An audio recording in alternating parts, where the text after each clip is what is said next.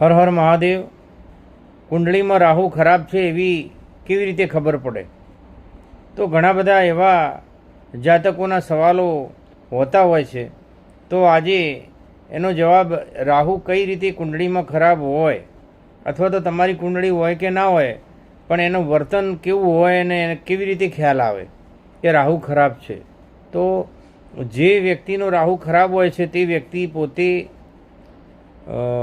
જો રાહુ પહેલું તો કોણ છે? તો રાહુ એક સ્વરભાનુ નામનો રાક્ષસ છે, દાનવ હતો, જેને કૂટનીતિ, ષડયંત્ર, જૂઠ બોલવું, ઉતાવળું બોલવું, મલિન તત્વ, અને એ પોતાનું કોઈ પિંડ નથી, એ છાયાગ્રહ છે.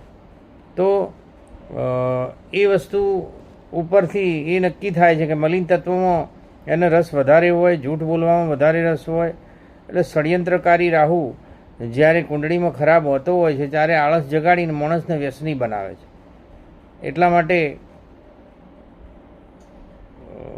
અમુક સમયે મલિન તત્વોવાળી જગ્યાઓમાં એને વધારે રહેવું ગમતું હોય છે. ટોયલેટ જેવા વિભાગોમાં જઈને બેસી રહેવું, મોબાઈલ જુઓ, ત્યાં જઈને મોબાઈલનો ઉપયોગ કરવો, પછી ત્યાં જઈને પેપર વાંચવું. તો ઘણો બધો સમય તેવા જવામાં. પછી સ્મોકિંગમાં રસ ધરાવતો રાહુને ધુમાડો પણ એક કીધો છે. તો સ્મોકિંગ પણ કરતા હોય છે રાહુ ખરાબ હોય તેવા વ્યક્તિઓ.